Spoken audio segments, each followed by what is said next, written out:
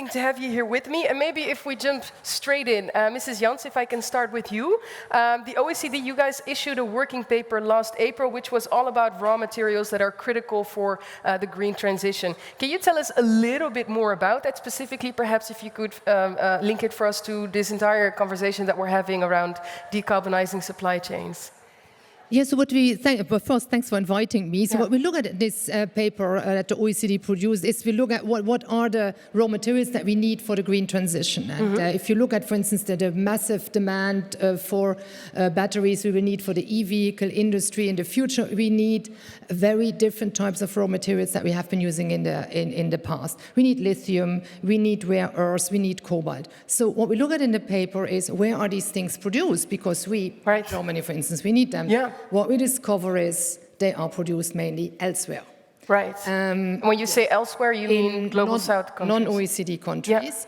The OECD, we represent 38 countries, all democracies, like-minded. Yeah. And those raw materials are mainly based, production often highly concentrated in emerging economies, countries like Russia, like China, like India, like Brazil. We also have countries like Zimbabwe or South Africa. So countries that are further away, they have the things we need, and we depend on them. We depend for 6 of the 10 most concentrated products, for instance, on China. Right. For 3 of them on Russia. So if you look at this, then we realize if we need these products, we have to work with these countries. These countries are, that's another thing we found, increasingly imposing export restrictions on these products. Right. The export restrictions on these products have increased 5-fold in the past 10 years. Because that's interesting, and sorry to interrupt there, because on the one side, you're viewing at it from export restrictions to here. At the same time, in Europe, which is not of course every, but it's like a segment of, I think, the countries that you're referring to of being here. But we have a lot of extra regulation that came into place, right? So to say corporate sustainability accountability tools. We have the Corporate Sustainability Reporting Directive, the CSDDD due diligence, so much coming in. How do you sort of see that intertwine, and how does it play an effect on this interplay between those countries? So it looks first like completely different issues. Yeah. But they are geopolitically interconnected because whilst we need these countries, and these are big countries, right? I've been mentioning big, proud countries, growing, young population. We now introduce no rules, and actually the OECD has very much been part of designing the drafts of these kind of rules. Yeah. But we are implementing them, they become mandatory, and they have effects on these countries. What these rules do is they ask big companies like Airbus, show everything you do in your supply chain. Right. And if you have a provider in China, you have to show whether you use, what type of labor you use. Yeah. You have to show what the carbon footprint of the production is there. Right. And currently it's not very clear how you have to show that. Which paper you have to show where, who certifies that paper, which institution you go to get that paper. And if you do not solve that rapidly, then I think, but maybe we hear more about this, Airbus may find it hard to buy in countries like China. And that means we are upsetting the very countries, potentially. We may end up upsetting the very countries we depend on. Right, and at the same time, we can't do it in another way, because if there's one thing that is clear, then it's that time is ticking, and without transparency, we cannot make that step to transformation as well. You were hinting to Mr. Herman, I'm actually quite curious, because indeed, what is it like in Airbus? Like all the regulations that we see being introduced, how is it being received on your side? Well, thanks, and hello everyone, and thanks for having me here today as well. But I think as an aerospace company, I won't surprise anyone that we like to measure. Right. And I think a critical path to decarbonizing supply chain, but also to advance on larger sustainability fronts, we need to measure. So measure is the name of the game. Yeah. So prior these, let's say, regulations, frameworks that are being developed, Airbus has already committed for a couple of years as a responsible business to actually disclose what we have on scope 1 and 2 and 3. And for us, we are actually a hard-to-abate industry as such. Yeah. And in that context, the scope 3 use of sold products makes actually for 97%. Right, but that is 97. The real topic that we need to address. But yeah, because can we address it? How do you go about sort of reducing your Scope 3 emissions? So on that one, we have actually a multifaceted approach. There's not one single bullet that actually is going to do it all. Yeah. The first one is, first of all, deliver what we have in our backlog, in our order books, because every aircraft that we deliver today already provides for a 25% fuel efficiency improvement and therefore less emissions as well. Okay.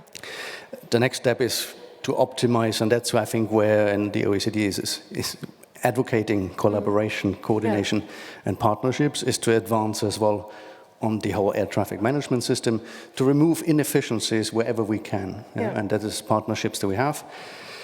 Then another big element is SAF, Sustainable Aviation Fuel, because that has actually the potential to decrease and to advance. There's about a 50-60% contribution in our Scope 2 going forward. And then comes the bit where we invest a lot of money, about 3 billion euros a year, on disruptive technologies, be it a hydrogen-powered aircraft in the middle of next decade, or also the topic of carbon dioxide removals. Yeah.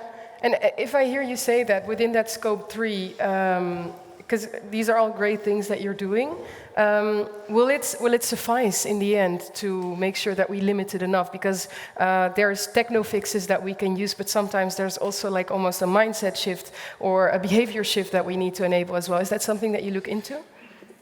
Well, I think certainly. I think one of the questions that you have probably is about, you mentioned transformation. Yeah. So transparency is an enabler to transformation. You started on like the measuring, how important it is. But ultimately, I think certain things will need to change. And standardized, and I would add simple, predictable, and coordinated frameworks, because we are a global industry, will help to that. And I think then ultimately this transparency will already, given the scrutiny that is on the industry as such, transform, because it changes the way we think, it changes the way we make decisions. We actually internally have implemented a carbon pricing mechanism to drive decisions. So actually, and given that we procure about 80% of our products from the supply chain, we actually ask our supply chain, through our supplier code of conduct, to be equally responsible, not just environmentally, but also socially responsible. And as such, we're working a lot, but coordination across the supply chain is a big topic. Yeah, because you're really tapping into, indeed, the quest about, there's a lot of transparency that we gain through all these regulations, but how do we go from that transparency to transformation? Because that's not a given. Mrs. Janssen, you pinpointed earlier, not everyone is ready to make sure that they report on that. At the same time, with CSRD, with the Corporate Reporting Sustainability Directive, it's already in 2025 that large companies need to start reporting. Which is quite soon, might I add. So what do you think the changes are that we can expect to see with regard to that legislation? You tapped into the country perspective, but from a business side, what do you expect to see as well in terms of change? Yeah, but I think Mr. Hammond said it all. I think the C's are important, the cooperation, the coordination. You need coordination along the supply chain. It will need to happen across institutions in each country, and it will need to happen across countries.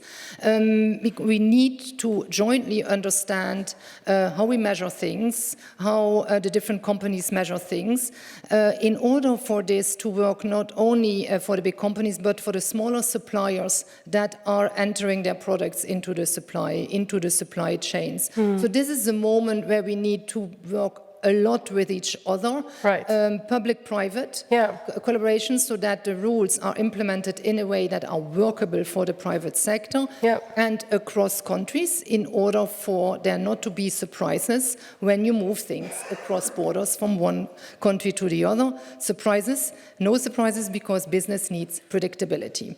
So these words that Mr. Hammond mentioned, coordination, cooperation, predictability through transparency, very important for the Yeah, I like that. I like also what you said on helping each other out, sharing data, and making sure that we get there all together. Thank you so much. I could continue to talk to you for much longer, because I think this is such an interesting conversation. But we are at the end for this deep dive, so thank you so much, Mrs. Janssen and Mr. Herman.